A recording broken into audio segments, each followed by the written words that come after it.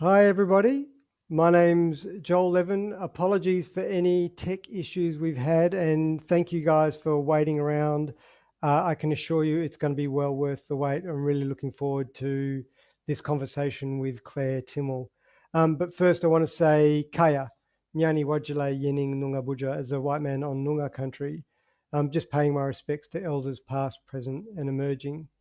And also want to acknowledge the stories that they've shared with us and also acknowledge the stories that have been suppressed, that we haven't had to hear, and the wisdom that's there to understand and hear.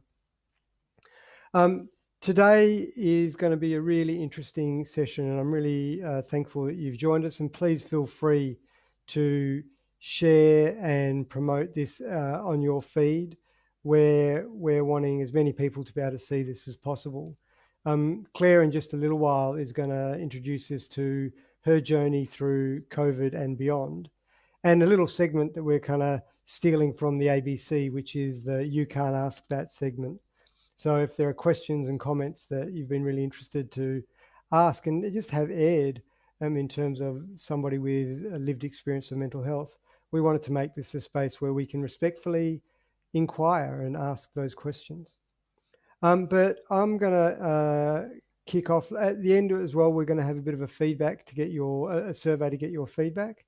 And please put your comments into the chat. We're really interested in hearing how things have gone for you. But I'm actually going to invite Cassie McDonald, who is the manager of IPS, which operates out of WAM, just to say a bit of a welcome and to help us set the scene. So Cassie, if you could open up your mic and your camera, that would be great. Excellent. And welcome to Cassie, and over to you. Thanks, Joel. So hi everyone, my name's Cassie McDonald and I'm the IPS Program Manager here at WAM. It's my privilege to be online today to say welcome from our organisation for our 4th Mental Health Community webinar as we continue to recover and move forward from the COVID-19 pandemic that impacted all of our lives this year. Just to give you some background, the West Australian Association for Mental Health, also known as WAM, is the peak body for community mental health services here in WA. And we have a focus on systemic advocacy, sector and training development, and mental health promotion across the state. And we also take the lead on Mental Health Week. We know that having meaningful employment is a huge part of keeping people well. I'd love to tell you quickly about the individual placement and support model that we run here at WAM, also known as IPS. So IPS is an evidence-based supported employment model where an employment specialist is integrated into a clinical team and works together to support someone who would like to get employment. It's an international model that was created around 30 years ago by a group of clinicians in the US who had noticed that a lot of their consumers were saying that they wanted to get competitive employment, but they weren't having that access to the support to gain competitive employment. There's been 28 randomised controlled trials across the world, and in every circumstance, IPS has produced better outcomes than any other employment service in that same area. The idea of individual placement and support is it adheres to 8 core practice principles and it's based on an individual's desire to seek employment as part of their recovery journey. The idea is the principles focus on competitive employment, zero exclusion, an individual's preference, time unlimited support, rapid job search, which means a place first model rather than train first or treat someone's symptoms before placing into employment. And it also looks at systemic job development, which means where an employment specialist works within the local community to build rapport with employers and break down stigma around employing someone throughout a mental health service. IPS allows participation in employment, which in turn allows someone financial freedom, it allows social inclusion, it allows access to housing, and it allows someone to build their social relationships.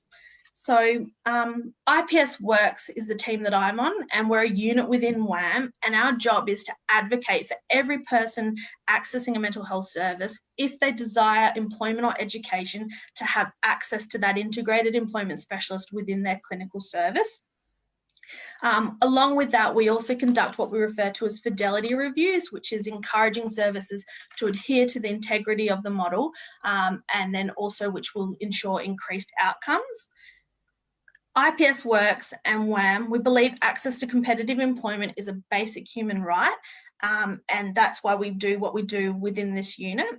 Today, Claire's going to talk to you a little bit about her journey and breaking down myths, some of that around employment and what she's experienced throughout her life. So I have no doubt she'll deliver an awesome presentation, and I'll now like to pass you back to Joel. Amazing. Thank you very much, Cassie.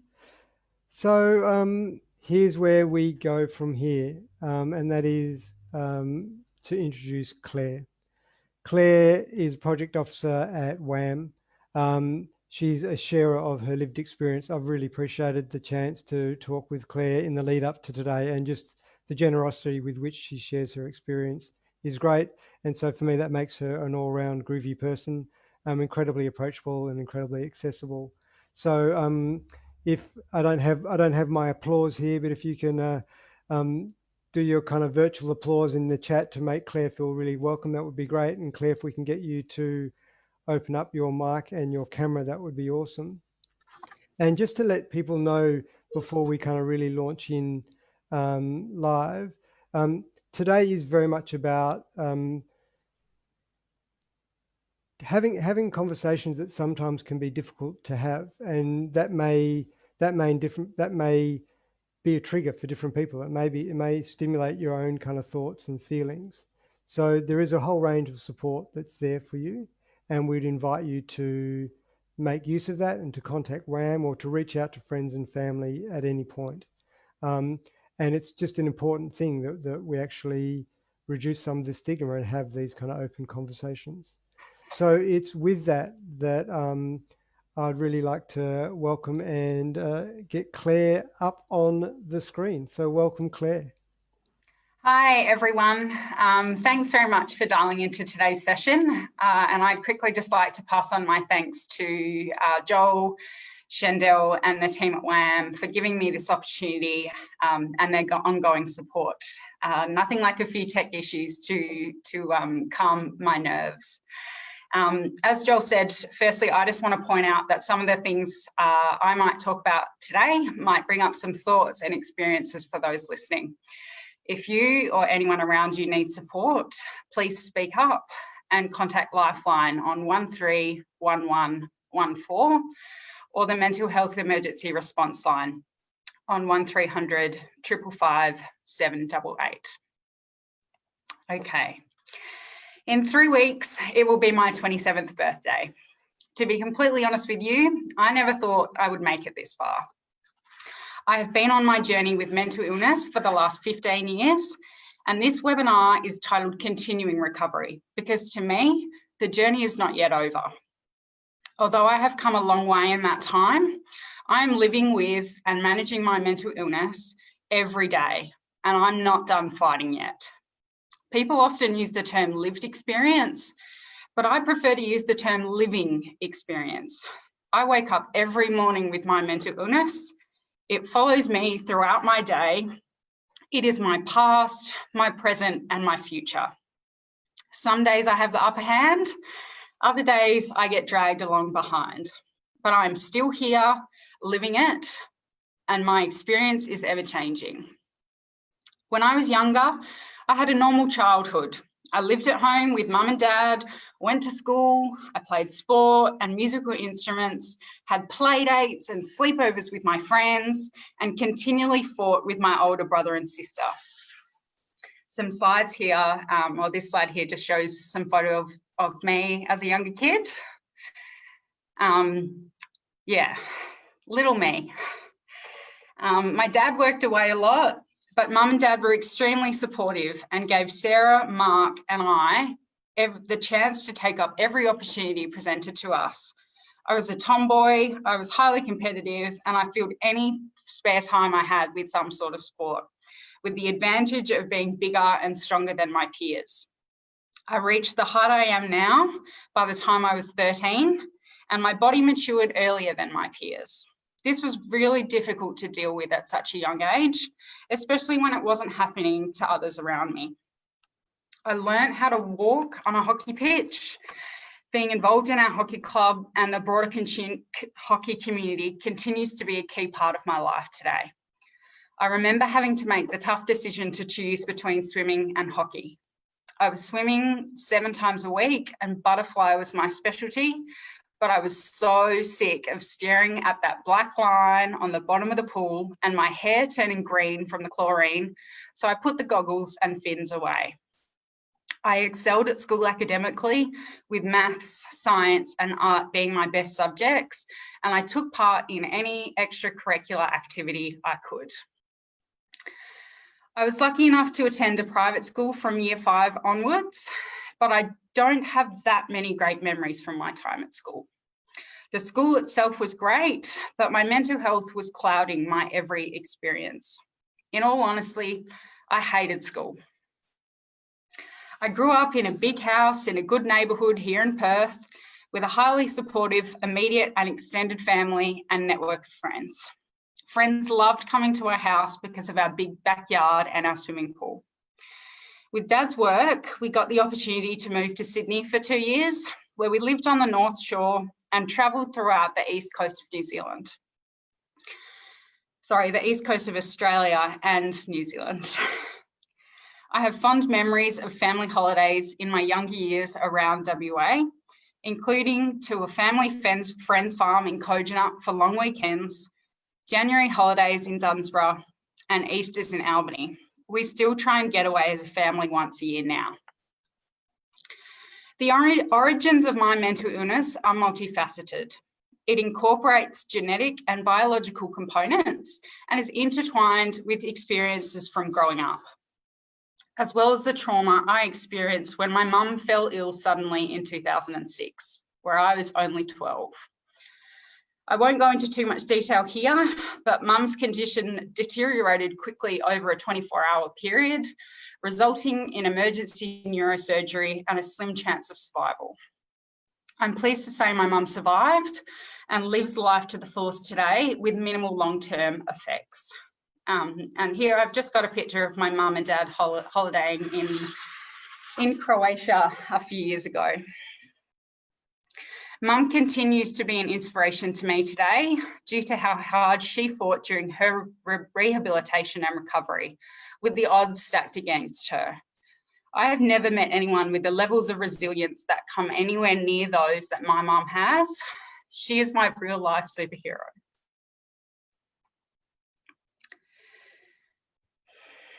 Despite Mum's phenomenal recovery, I recall these initial days of Mum's illness in 2006 with so much clarity, it's scary.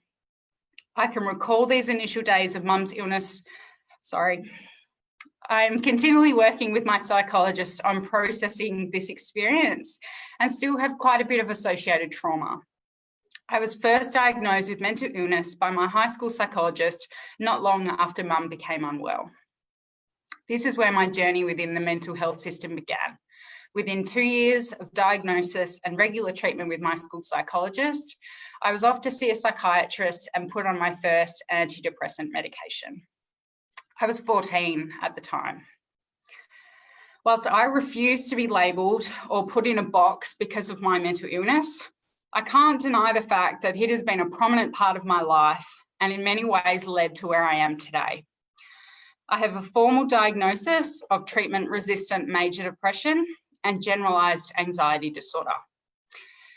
Basically, being treatment-resistant means that it's very hard to find something that works in treating my depressive illness, which comes in bouts of a few days of extreme sadness, typical of tears, fatigue, withdrawal, and absolutely no motivation.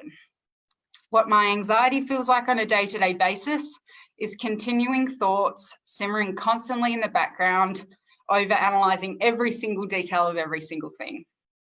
This can sometimes escalate into panic attacks, which leave me feeling exhausted and can sometimes take days to recover from.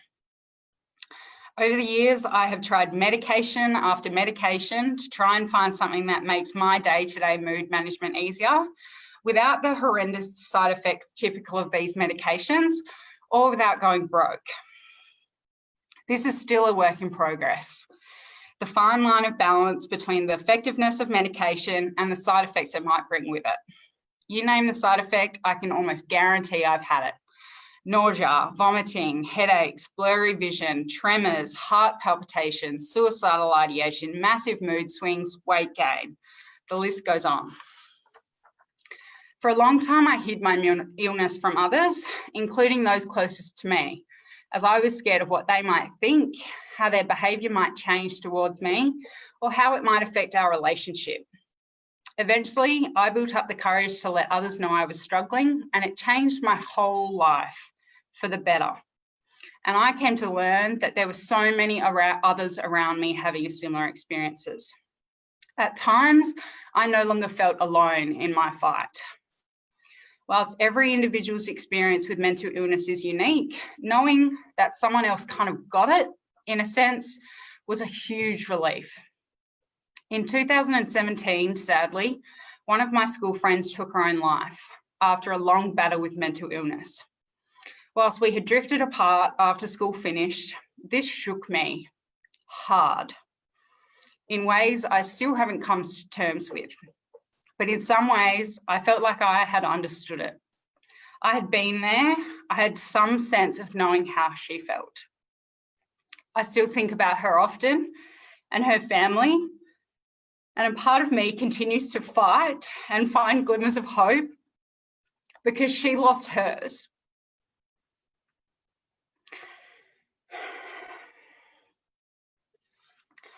I've been voluntarily hospitalised 3 times, in 2010, 2011, and most recently in 2017.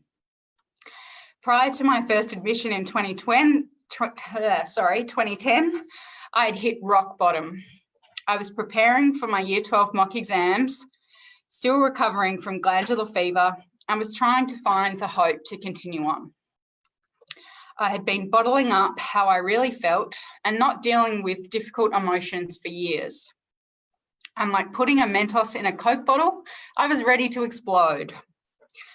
I remember sitting in my psychologist's room and crying for the entire hour of our session. Obviously, she was very concerned, and in conjunction with my mum, my GP, and my psychiatrist, quickly moved to get me admitted to the Marion Centre, a psychiatric hospital in Wembley, specialising in adolescents at the time.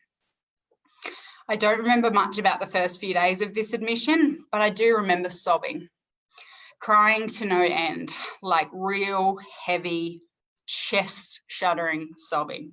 It was exhausting. With the benefit of hindsight, I needed to do this and let it all out for me to begin to get better and slowly put myself back together. I can't imagine how hard this experience would have been for my parents. Seeing their little girl so fragile, afraid, vulnerable, and helpless. But this admission saved my life. My dad was away in Melbourne with work for the first few days, but I will never forget the look on his face when he came to see me that first time. Both my parents continued to visit me on a daily basis during this admission, and I wouldn't be where I am today without their support. In 2017, I was admitted for my longest stint of 5.5 weeks after presenting to the emergency department in a desperate state. My mum and my partner not sure of where else to take me. The experience I had in the emergency department was extremely traumatising, but at the time we didn't know of any other option but to keep me safe and take the burden off my family. Whilst there was definitely reluctance to be admitted at the time, this admission gave me a chance to solely focus on getting better and returning to my recovery path. I was supported by professionals who could closely monitor medication changes, and I was able to partake in therapy courses to embed skills and techniques into my recovery for long-term use and to prevent relapse. Upon reflection, they also gave my family, friends, and my partner a break from caring for me, as it often gets forgotten about the impact that mental illness has on these individuals. It gave them some respite, knowing that I was safe, in good hands, and could 100% focus on getting better. This latest admission was quite possibly some of the hardest weeks of my life, including severe medication reactions, self-harm, and daily panic attacks. But discharge day was something I definitely celebrated. Here I've just got a picture of me taking a selfie, walking out the door for the last time. I wasn't completely well again, as the next 18 months were equally as tough, but things slowly began to get easier. I took charge of my own health and well-being, and things began to shift. As I said earlier, I'm still paving my recovery path, and the fight continues.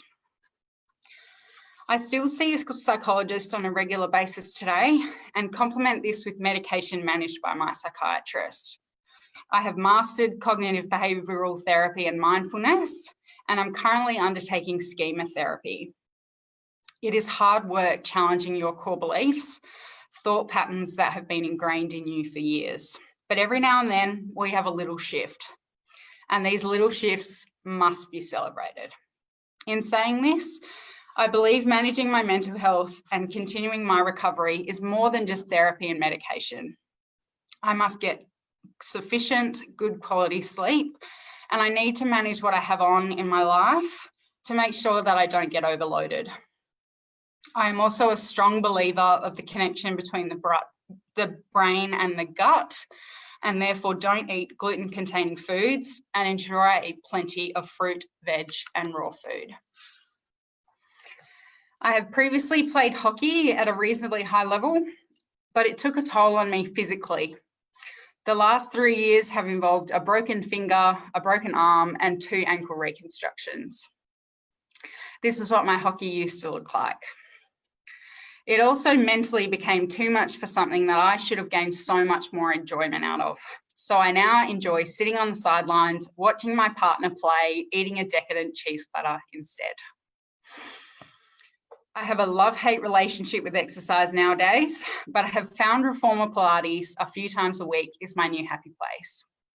It gives my mind the space it needs and is gentle enough on my body, while still allowing me to get up a sweat and work hard.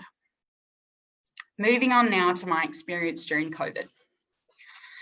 I will be quick to admit that at first I didn't believe how bad COVID-19 was or could be, but that quickly changed when lockdowns started commencing. I found my anxiety getting much worse, and it got so bad that I couldn't watch or listen to the news, would avoid conversations about coronavirus, and took myself off all forms of social media.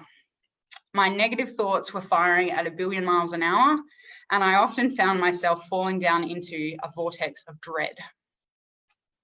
What added to this anxiety was my partner was stuck overseas and he couldn't come home, nor could I get out of the country to be with him.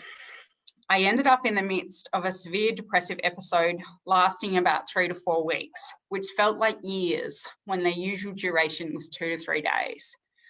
On top of this, I couldn't do the things that would normally make me feel better. I couldn't catch up with friends or go out for a meal or coffee. I needed to just get out of the house. I needed connection with other people, things, and experiences, but I felt so trapped.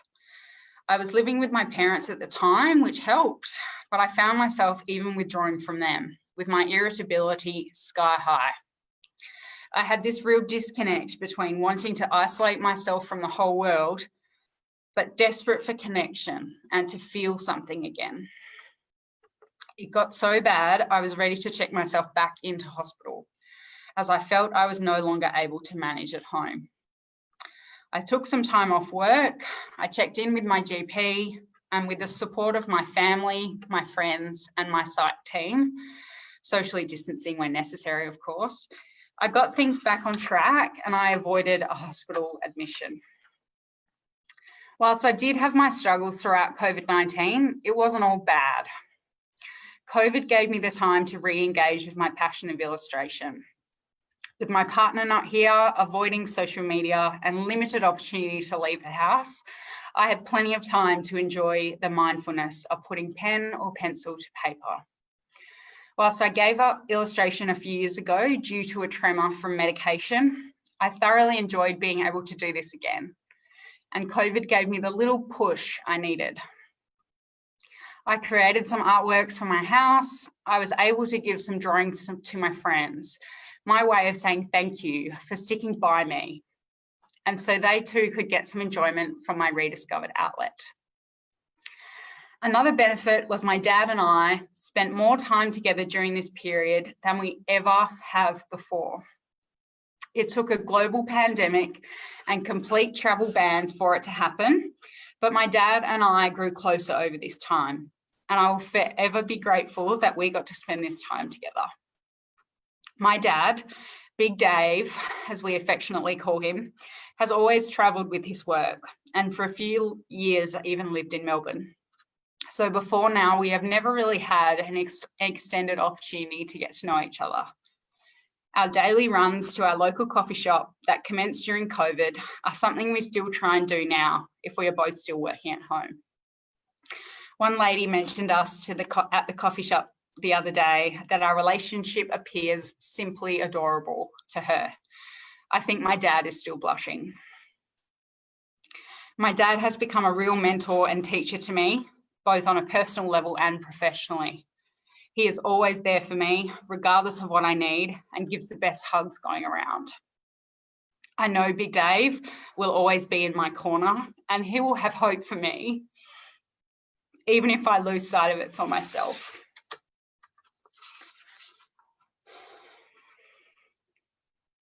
At the moment, I work full-time as a project officer in the mental health sector, and I'm studying economics and finance at Curtin University, due to complete my studies in November.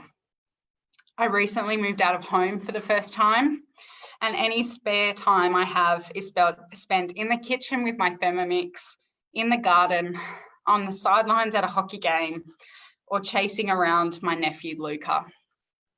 You can see I couldn't resist sharing this picture of my gorgeous little nephew Luca and my sister Sarah. Luca's 16 months old at the moment, and he doesn't walk anymore, he now runs everywhere.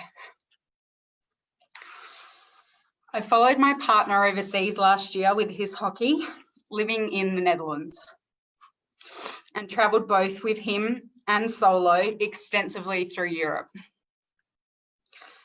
Travel, let alone doing it alone, was on the list of things I never thought I would be able to do because of my mental illness. This, among many other things I have achieved to date, are proof to my future self that I can do anything I put my mind to. It might take me a little bit longer, or I might need a little bit more support whilst I'm doing it, but I will continue to challenge what I can and can't do because of my mental illness. My tips to those of you who are still stuck deep in the fog and struggling to find a way to continue, don't look for the whole path you need to follow. Simply find your next step forward. Your steps may be small, but forward is forward. Find someone who is in your corner, fighting for you, seeing hope within you, believing in you, until you believe in and find hope for yourself. These are my people. These people are in my corner, fighting alongside me, and I will never be able to find the words or be able to appropriately display my thanks and gratitude to these people. I want to keep fighting for myself, but also for them. For those supporting someone in your life struggling with mental illness, my two pieces of advice are: one, to be patient, and two, just listen. Be patient while we try and find a way through our own thoughts, and then discover the right words to communicate how we feel. And just listen. We don't need you to solve all our problems or tell us what you think or what you might do. Sometimes we just need someone to talk to. This alone is beyond powerful. Finally, know when and how to seek additional support for the person you're supporting, as well as for yourself. I am living proof that things can get better. Things will change and you will find a way forward. I have been through hell. but I have walked out of the flames and am carrying buckets of water for those of you who are still consumed by the fire. I will continue to share my story and try and inspire hope in those struggling around me.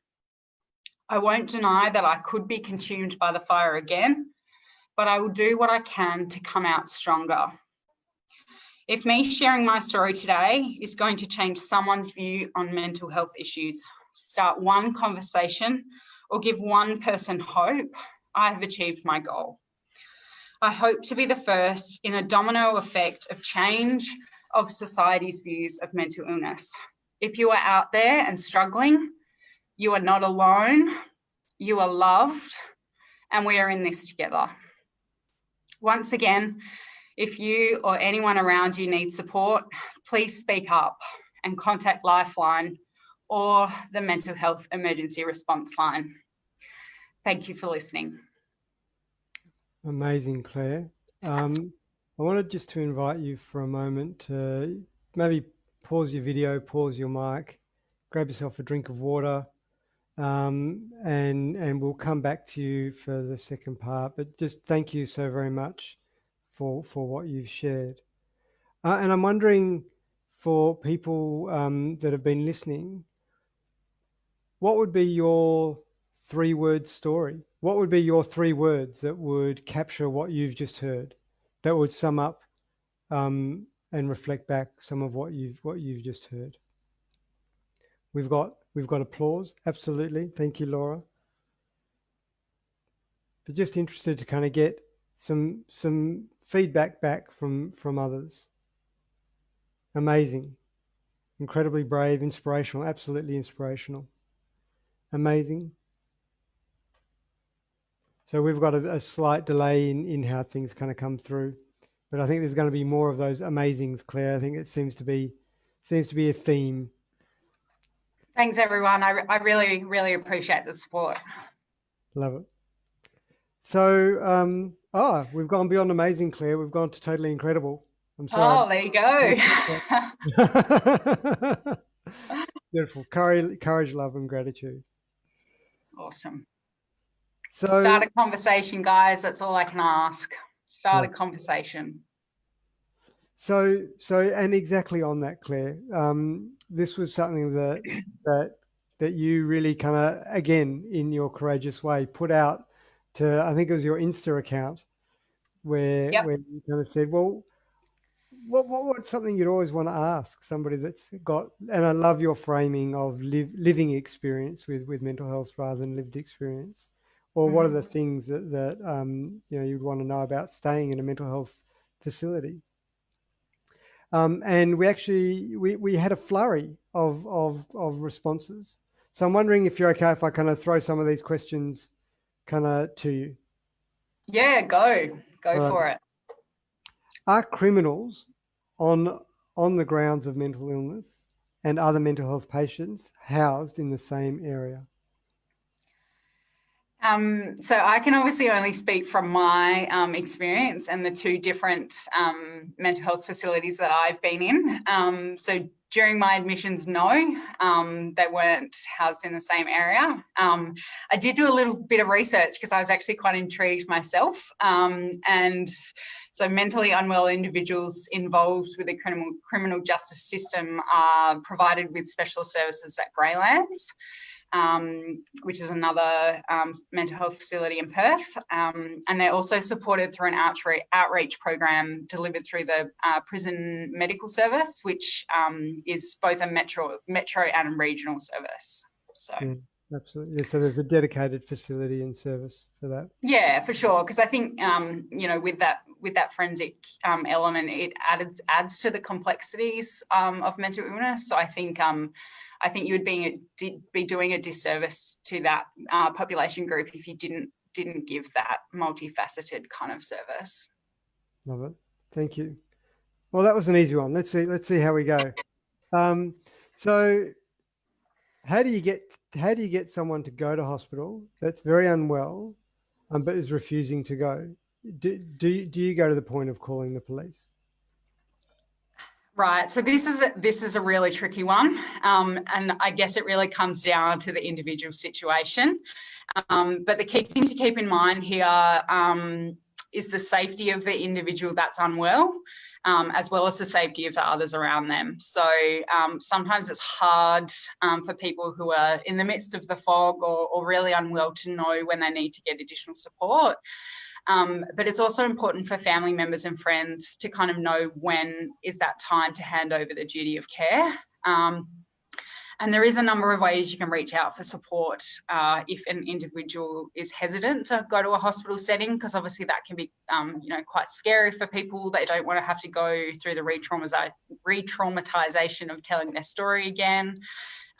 It's a whole element of things. So there's a number of crisis telephone support lines, some of which we mentioned earlier, that can actually give you advice in these situations, and also some online forums that you can kind of use as well. If anyone is in immediate danger though, please call 000 and ask the police or an ambulance to attend. And the other thing you can do is ring 131 444, which is actually for police assistance or attendance when it's not an emergency. It's really important to communicate with the individual that's unwell that you're really concerned for their safety and well-being. You want them to get some help and give them any support that they need in that moment. But yeah, again, depending on the situation, that may involve a police assistance. Yeah. All right. So there's no simple single formula with this. But we all do need to actually reach out and get the assistance and guidance that we kind of need. And there are lots of people that are there to provide definitely that. Yeah. Thank you. So how do you deal with other inpatients who might be experiencing psychosis, and how does it affect your recovery? So if you're in a facility, can you share a bit about that? Yeah, so I think it's definitely difficult to get used to being around others at the start of your admission into any facility, because it's a new situation to you, and then you're a new individual to everyone that's already in the facility as well. So in my experience, especially my most recent admission, I was very unwell. And I was kind of there solely to focus on my recovery. So I didn't really find myself too affected by the experiences that others were immersed in. I found myself withdrawing a lot to my room. But I guess the key thing here is that staff at these facilities are trained to deal with these kinds of situations, and they're very good at monitoring the patients and what patients might be experiencing. So I think any kind of situation that did arise while I was an inpatient was always handled quite discreetly and really well. And then in therapy sessions, obviously, there's kind of guidelines about patient behaviour and things that you can and can't disclose within therapy sessions. Like obviously we want to try and encourage people to talk during these times, but there is certain situations that it's actually inappropriate to disclose certain things. But I think you just have to be really respectful of behind people's exterior and behind people's behaviour. You have no idea what's going on for them. You don't know why they're in psychosis. You don't know what their psychosis looks like for them.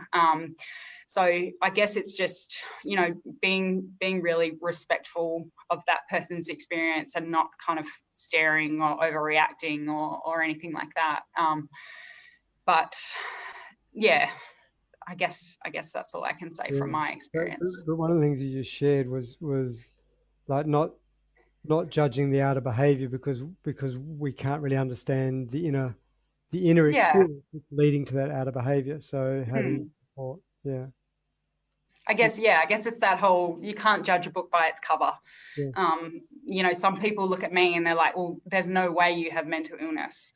But then it's kind of like, well, just shared, my life experiences with you. So I think that's just really important, not only when you're dealing with mental illness or psychosis or anything, but in any situation. You have no idea what's going on in people's lives and that kind of thing. So I think just just try and be really respectful that everyone has their own story and their own history. So just, yeah.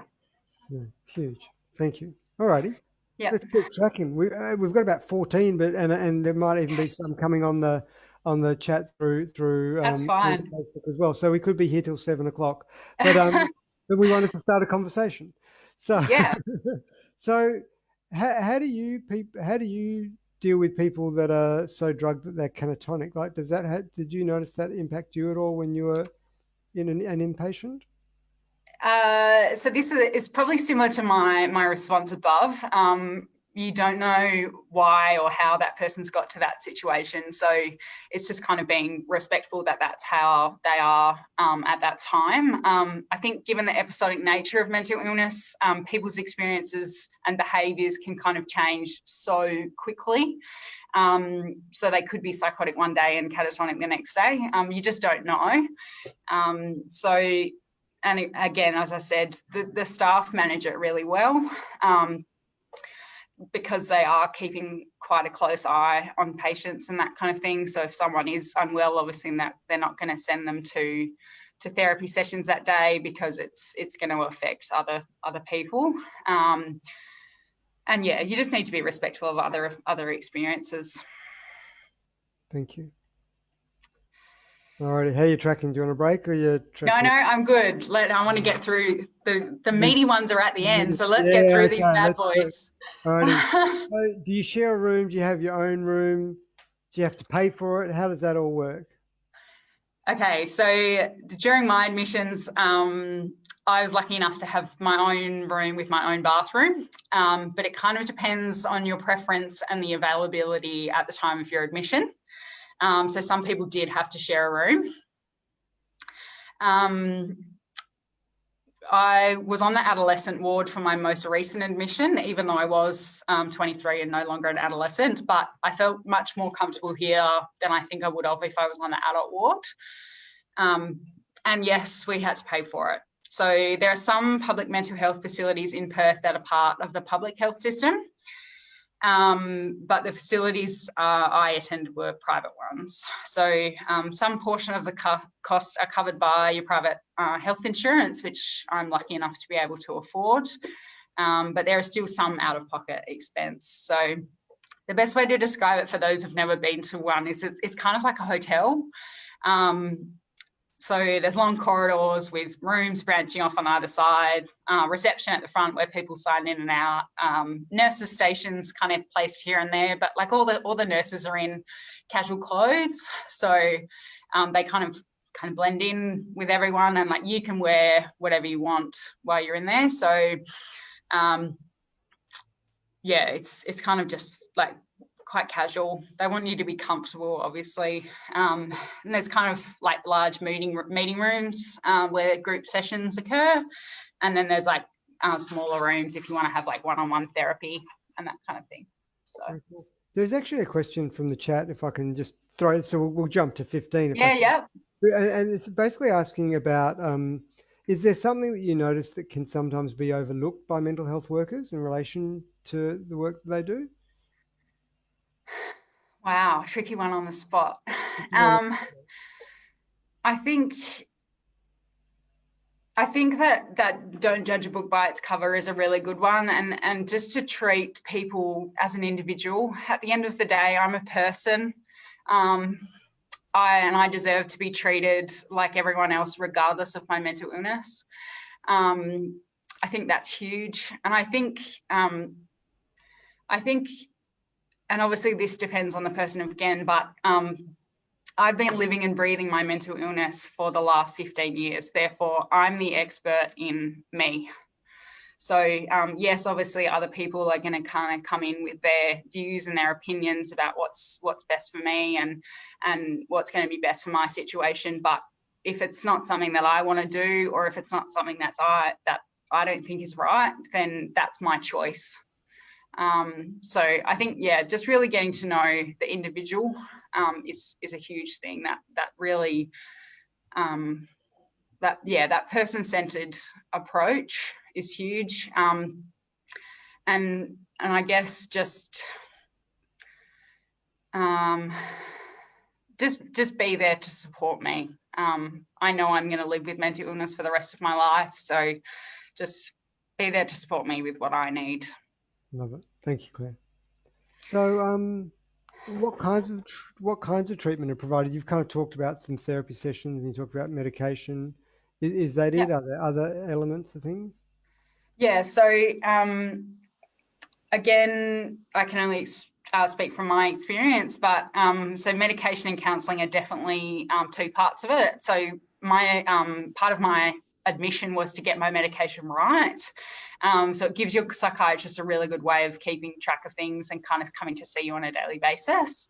One-on-one counselling can be provided if that's something that you need. I was lucky enough to have a great relationship with a private clinical psychologist outside the clinic. So I chose to maintain my relationship with her, which they were very respectful of. As I said, group therapy is one thing that everyone attends. And this can be anything from intensive cognitive behavioural therapy to general mental health, to mood management, to addictions, to stress management. And they also do fun things like mindfulness and art therapy. And there was a walking group, which was really cool. And then at Perth Clinic, they also do some more intensive treatment like electroconvulsive therapy and repetitive magnetic stimulation, and they provide an outreach service as well. So they do a whole heap of things.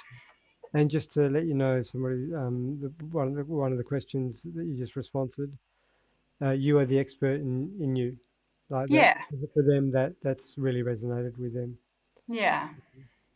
So, are you allowed to have visitors? Are there restrictions? Do they get inspected, searched? Like, what's the go with that? So yes, we can definitely have visitors. And to be honest, visitation is probably encouraged, given they play such a big role in your recovery and will be your support network once you've been discharged. So obviously there's visiting hours as such, so they can't come when therapy's on and that kind of thing. And normally therapy during the week is quite intensive, so I kind of got my family to come in the evenings and hang out with them on the weekend. And I kind of limited who, like, obviously there was lots of people that wanted to come and see me, but I was quite limiting on that, because I was like, I'm here to get better and recover. So, and as I said, therapy was intensive and exhausting, so I kind of wanted to focus on me. But visits from people every few days was kind of great to keep in touch with the outside world. They don't get inspected or searched before they enter, but they do kind of need to sign in and sign out and say who they're here to visit. So the facility can kind of monitor who's there at any one time. Yeah. So, cool. Yeah. Easy.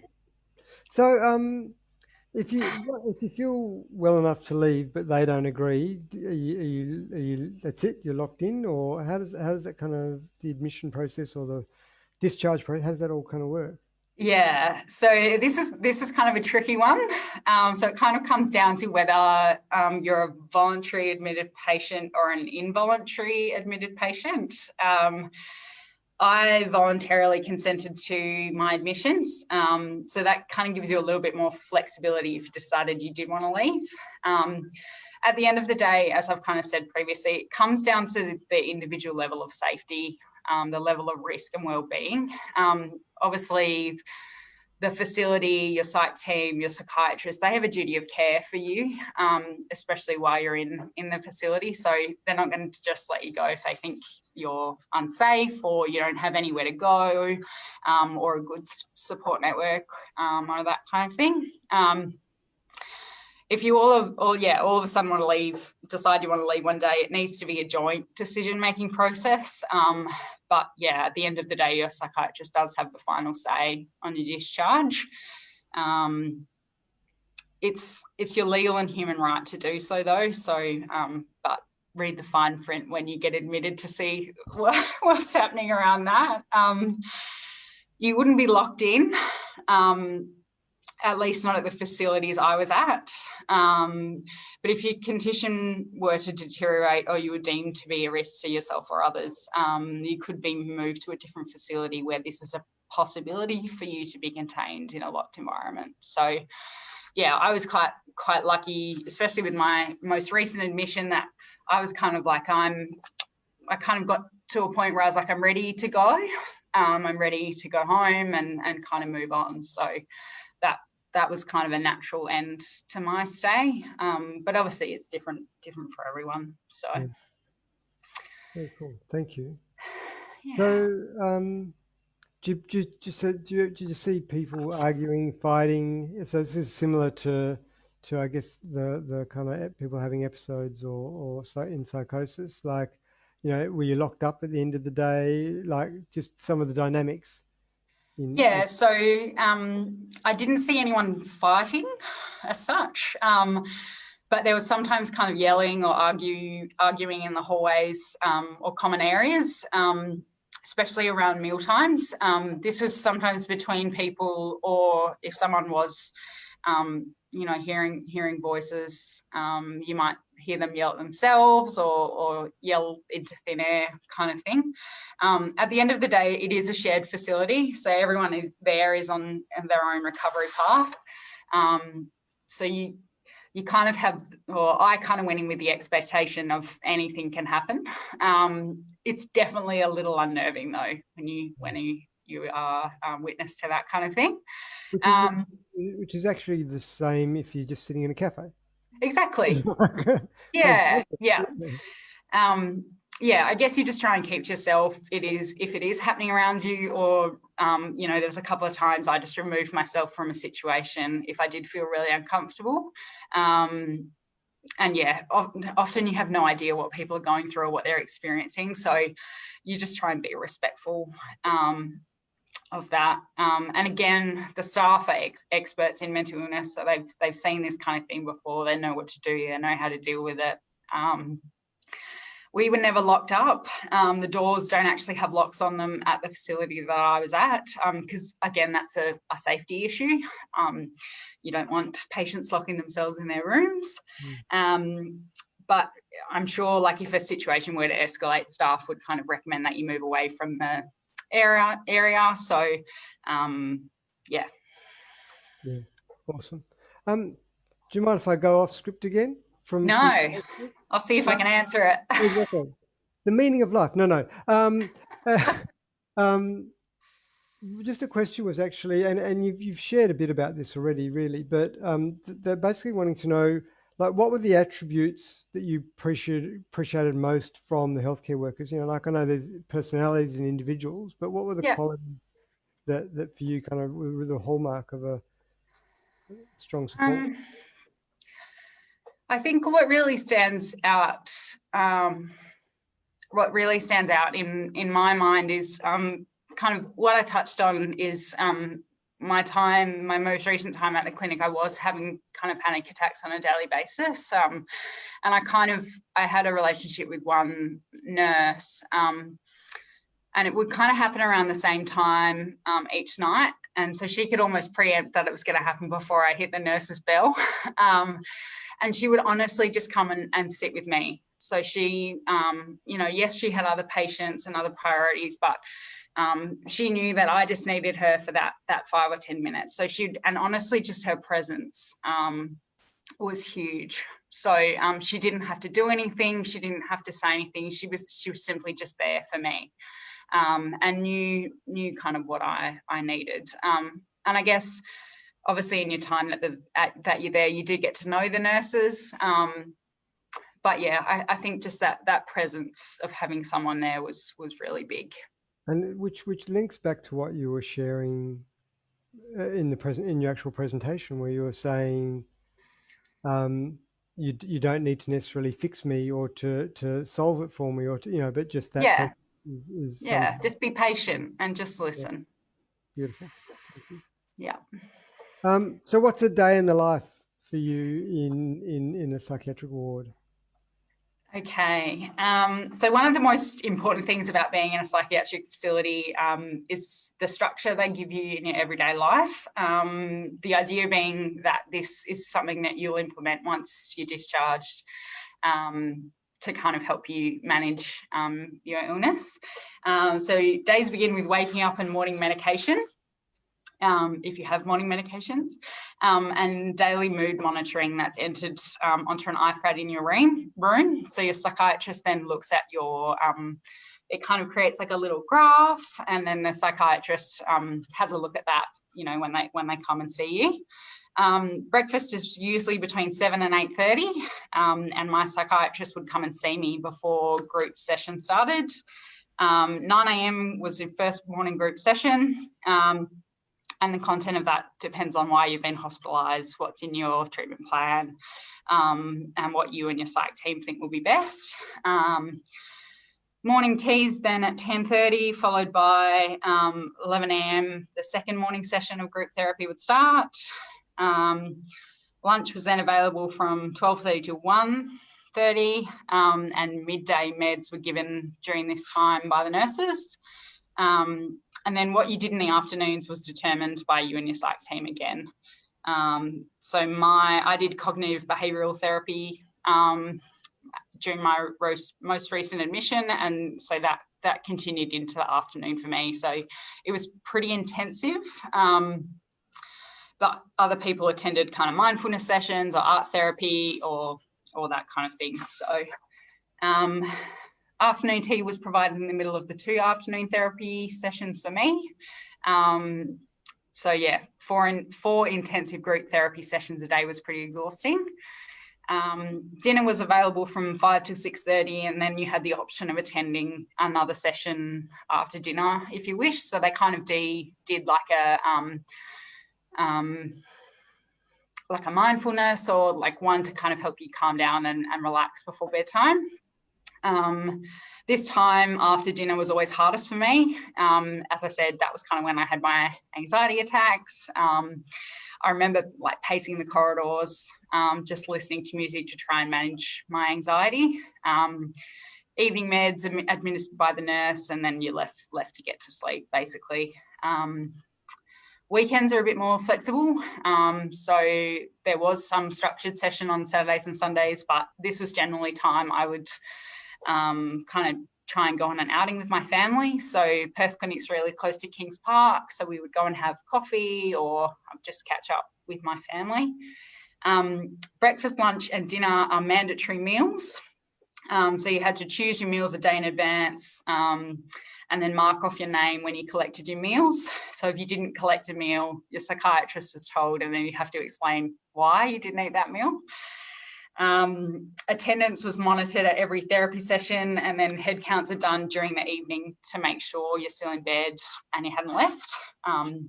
You get used to sleeping through that pretty quickly. And then, like, I was lucky enough to be allowed unsupervised leave for up to an hour. So I had to inform the nurses of when I left, where I was going, how long I would be, and when I would be back. And then if I wanted to leave for longer than this, I needed to be supervised and signed out by someone. So like mum, dad, or my partner would come and get me. So very cool. Now I know where we are kind of time-wise. I know there are a few other questions. So yep. The ones that came through on Facebook, on Insta for you, are there any ones that you think would be really, really critical to? So you've got. I think the last one, Joel, I'd really one? like to talk about that if we can. So is it a common theory considered weak when asking for help? Is that the one you mean? Yeah. So, I got asked, it's a common theory that people with mental illnesses are weak for asking for help. What do you say to that? Yeah.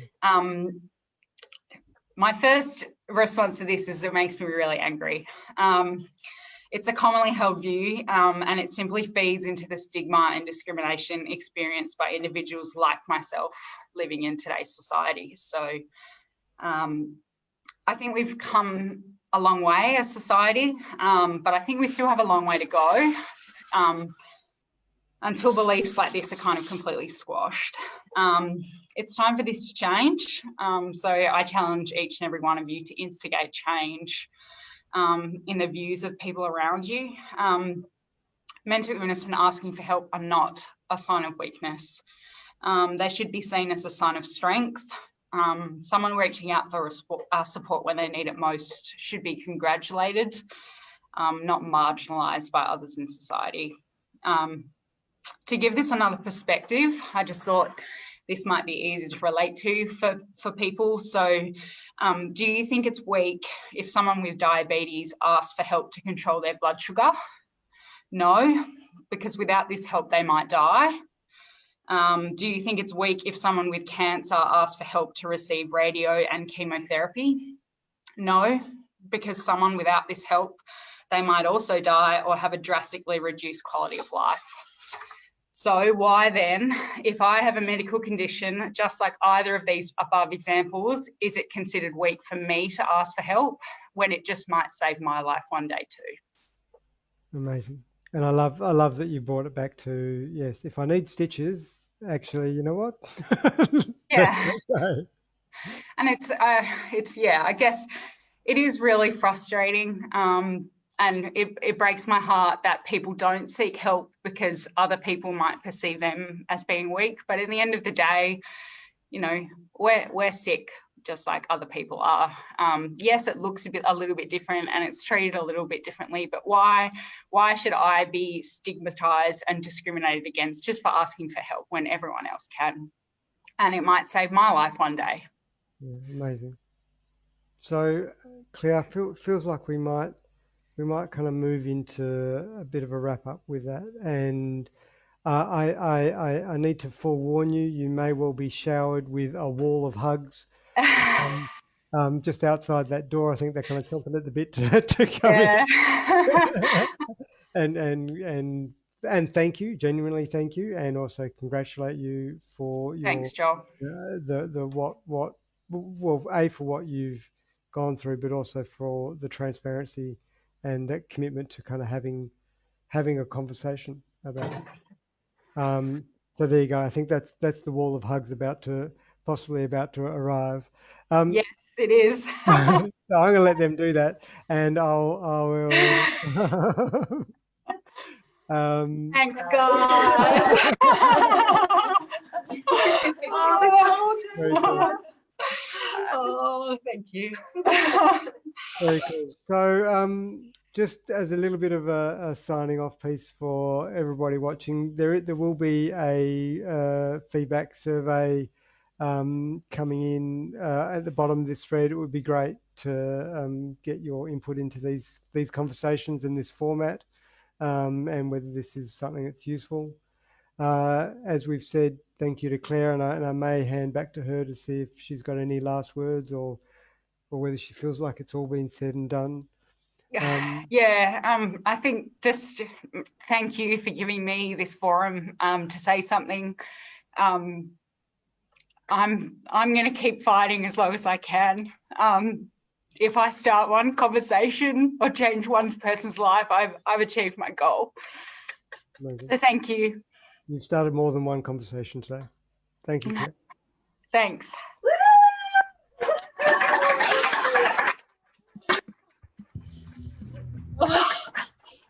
Thanks, guys.